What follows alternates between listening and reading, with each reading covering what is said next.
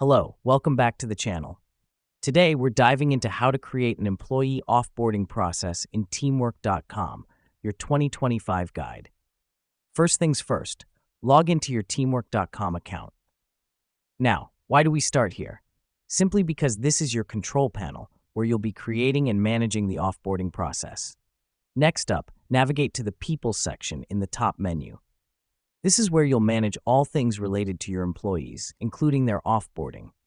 Now that we're here, click on Manage Roles and then Add New Role. You'll name this role something like Offboarding. This step is critical because it allows you to define the specific tasks that need to be completed during the offboarding process. Once you've created the role, you'll need to add tasks to it. Click on Add Task. Then start populating the tasks that are part of your offboarding process. Tasks might include things like disabling email accounts, returning company property, or finalizing payroll details.